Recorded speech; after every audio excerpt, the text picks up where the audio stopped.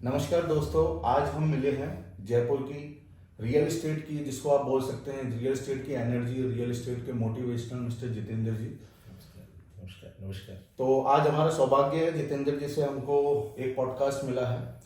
तो जितेंद्र जी, मैं ये पूछना चाहूँगा, हमारी टीम, हमारी कंपनी रियल एस्टेट, तो बच्चे बहुत प्रभावित हैं, आपके वीडियोस वगैरह भी देखते हैं।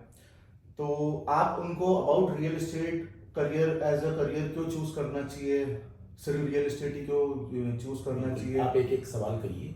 ओके। सबसे पहले मैं मेरे प्यारे सभी दोस्तों को, दर्शकों को, आज हम आए हैं रियलिटी स्टोर में। रियलिटी स्टोर के बारे में मैं आपको सर के क्वेश्चनों का आंसर देने से पहले 1 मिनट में रियलिटी स्टोर के बारे में बताता हूँ। रियलिटी स्टोर देश का एक इनोवेशन है। रियल एस्टेट के लोगों को जो रियल एस्टेट में अपना सेल्स में कैरियर देख रहे हैं, मैं उनको ये कहना चाहता हूँ, सबसे बड़ा कैरियर अगर है तो वो रियल एस्टेट में है।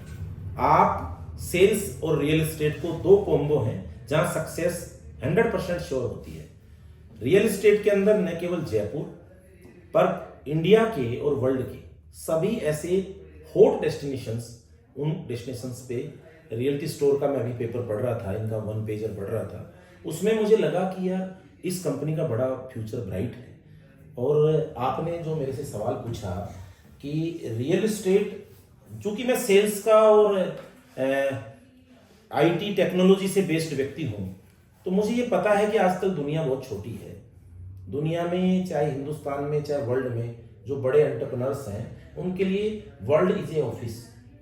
तो आपकी जो रियलिटी स्टोर के बारे में आप पूछ रहे हैं कि बच्चे जो बिगिनर्स हैं, जो बिजनेस करना चाहते हैं, वो ज़्यादातर दुनिया में कमीशन के बिजनेस में जाते हैं। वो इंश्योरेंस में जाएंगे, वो फाइनेंस में जाएंगे, वो LIC के एजेंट बन जाएंगे, वो किसी जनरल इंश्योरेंस के एजेंट बन जाएंगे, वो RTO में जाकर के व्हीकल ट्रांसपोर्टेशन में एजेंट बन जाएंगे। वहाँ पे आपकी लिमिट इतनी है, आप एक लिमिटेड पैसा कमा पाएंगे। लेकिन रियल एस्टेट के अंदर अगर कोई व्यक्ति 2 से 3 साल, जैसे सेना में भर्ती होने के लिए 9 महीने उसको बहुत हार्डकोर में तो बहुत कठिन ट्रेनिंग है वो करनी पड़ती है।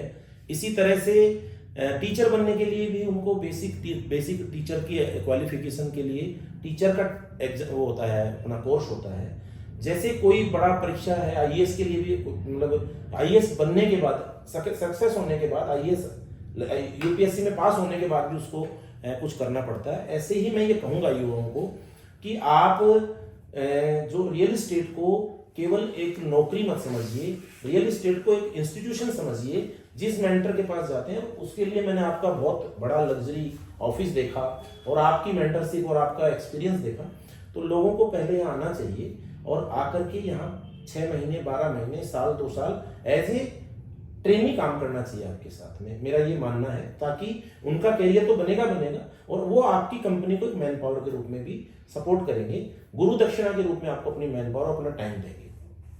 तो जहाँ तक कि मैं समझ पाया हूँ, जैसे कि सर ने बताया, रियलिटी स्टोर, रियल एस्टेट एक बहुत ही हाई पेइंग जॉब है।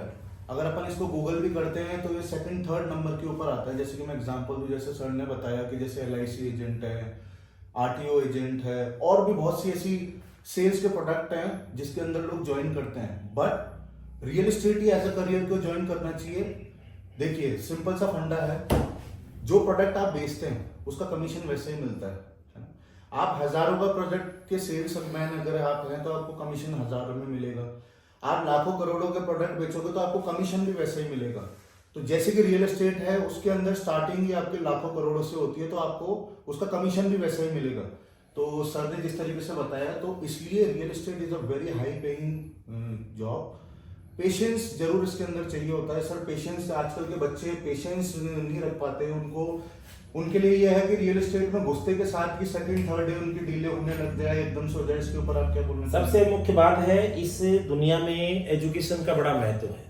और मेरे वीडियो के माध्यम से मैं बहुत सारे वीडियो में कहता हूँ कि दुनिया में सफलता एक दिन में, Rome was not built in a night. Rome एक दिन में नहीं बना है। बहुत सुंदर शहर है दुनिया का, बहुत कलाकृतियों से, बहुत आकृतियों से बना हुआ देश है, लेकिन वो शहर भी एक दिन में नहीं बना। जब जितनी बड़ी इनकम होगी, जितनी बड़ी कमाई होगी, जितनी बड़ा इमारत होगी, उसको बनने में उतना ही टाइम लगता है।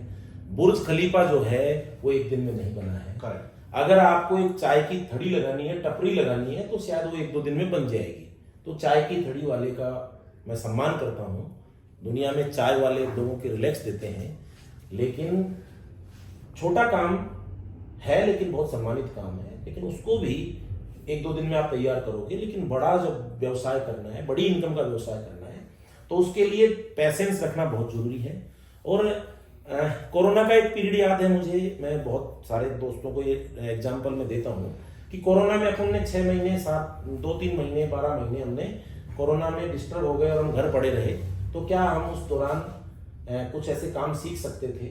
ऐसा ही समझे कि जीवन में ट्रेनिंग्स होती हैं, जैसे सरकारी नौकरी लगने के लिए ट्रेनिंग्स होती हैं, उन पे ट्रेनिंग्स में कुछ नहीं मिलता। अपन कोई कोर्स करते हैं, कोई एजुकेशनल कोर्स करते हैं, तो उसके अंदर कोई पैसा थोड़ी मिलता है, और वो वापस देते हैं। अभी तो रियल एस्टेट के अंदर बहुत सारे इंस्टीट्यूशंस ऐसे आ गए हैं कि जो रियल एस्टेट एक्सपर्ट बनाने का, रियल एस्टेट के बेसिक कोर्स, क्रैश कोर्स कराने का भी पैसा ले रहे हैं। और आपके यहाँ तो शायद उसको बेसिक कुछ अमाउंट भी देते हैं आप लोग, ताकि उसका घर खर्च चल सके। तो निश्चित रूप से युवाओं को इस सीखने और पैसेंस रखने वाली बात पर फोकस करना चाहिए। ओके, तो जहाँ तक कि मैं सर से समझ पाया हूँ, आपको एक एग्जाम्पल के तौर पे बताता हूँ। आज अपन एक छोटा सा आपको एग्जाम्पल देता हूँ। आज हम किसी मार्केट से जाकर के टॉय भी लेकर के आते हैं ना, कोई खिलौना भी लेकर के आते हैं, कोई रिमोट कार भी लेकर के आते हैं। उसको चलाने के लिए भी है ना, उसका एक मैनुअल होता है, उस टॉय के साथ उसका मैनुअल आता है कि वो कैसे चलेगा। तो पहले अपन उस मैनुअल्स को देखते हैं, उसके बाद उसको चलाते हैं। ऐसे ही रियल एस्टेट में जब आप आए तो सबसे पहले आप सिस्टम को देखो, क्योंकि यहाँ पे हम 100, 200, 300, 1000 रुपए का प्रोडक्ट नहीं बेच रहे हैं, हम लाखों करोड़ों का प्रोडक्ट बेच रहे हैं। तो किसी को भी आप कोई सर्विस सर्व करेंगे तो वो देखेगा कि इसके अंदर कितनी प्रोडक्टिविटी है, सही जगह में ले रहा हूँ नहीं ले रहा हूँ। तो सबसे पहले आपको खुद को उसकी नॉलेज होनी चाहिए कि जिस कस्टमर को, जिस क्लाइंट को आप सर्व कर रहे हैं, तो क्या वो ऐसी लोकेशन है, क्या उसको एप्रिसिएशन मिलेगा। तो सबसे पहले आप खुद समझे, अपने रियल एस्टेट के मैनुअल्स को समझे, अपने सीनियर्स को समझे। सीनियर्स बहुत एक्सपीरियंस्ड होते हैं, वो आपको हर उस रास्ते से बचाएंगे जहाँ पे उनको बैड एक्सपीरियंसेस मिले।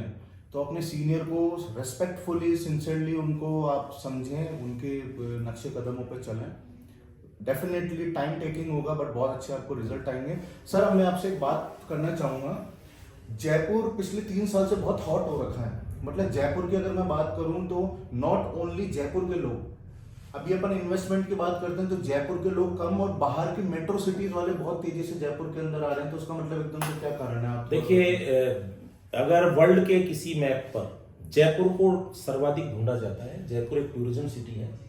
जयपुर एक ज्वेलरी के लिए, स्टोन्स के लिए बड़ा, जयपुर इंडिया के ट्रेवल में गोल्डन ट्रायंगल पे स्थित है। राजस्थान का कैपिटल है और राजस्थान ऐतिहासिक नगरी है। यहाँ बहुत सारे किले और बहुत सारे युद्धों के बहुत सारे मेमोरियल्स हैं। उनको देखने के लिए वर्ल्ड का आदमी को आकर्षित करता है। दुनिया के अंदर टॉप 5 ऐतिहासिक एरियो में से जयपुर का, राजस्थान और जयपुर हैं। तो जयपुर में बहुत बड़ा टूरिज्म है। जयपुर की बात करें तो यहाँ हॉस्पिटल जो है, सवाई मानसिंह हॉस्पिटल जो है, वो नॉर्दर्न इंडिया का सबसे बड़ा और फैसिलिटेड हॉस्पिटल है। जयपुर की बात करें तो यहाँ पे जो यहाँ की कनेक्टिविटी है वो नॉर्दर्न इंडिया, साउदर्न इंडिया और वेस्टर्न इंडिया, जो अपना पश्चिमी राजस्थान है और उदयपुर वाला एरिया है, जोधपुर वाला एरिया है, अपने दिल्ली वाला एरिया है, कोटा वाला एरिया है। तो 4 बड़े यहाँ से राजमार्ग निकलते हैं। तो यहाँ की कनेक्टिविटी बहुत आसान है। और एक दुनिया के परिप्रेक्ष्य में भी एक परिप्रेक्ष्य बन चुका है कि गांवों से लोग निकल करके, जो सक्षम लोग हैं, समर्थ लोग हैं, जिनका आय का साधन, नौकरी लग गया, व्यवसाय सेट हो गया, तो they want to settle their child, बच्चों को निश्चित रूप से जयपुर में पढ़ाना चाहते हैं। इसलिए जयपुर के अंदर क्राइम के बारे में भी एक बात बोल देता हूँ। क्राइम में राजस्थान बहुत अच्छे मार्क्स पे नहीं है, क्राइम बहुत कम है, बहुत शांति प्रिय शहर है। अगर इंडिया के शहरों की बात करें तो 5वें या 6ठे नंबर का शांति प्रिय शहर है। तो यहाँ पे इन्वेस्टर्स और यूजर्स, रियल एस्टेट का व्यापार 2 लोगों से चलता है, इन्वेस्टर से और यूजर से। तो उसके अंदर जयपुर बहुत अच्छी पॉसिबिलिटीज है। मैं एक एग्जांपल से बताता हूँ। 1960 में मेरे फैमिली के लोगों ने सी स्कीम में घर खरीदा था, मात्र 600 रुपए में 600 गज। और 2001 कितने में टाइम पुरानी बात बता रहे हैं? 1960 में 600 रुपए में 100 रुपए में 100 गज, 1 रुपए का गज था। और वही मकान हमने 2000 के अंदर 50,000 रुपए गज में बेचा, और आज मैं कह रहा हूँ उसके 2 लाख रुपए गज का भाव होता है। बिल्कुल।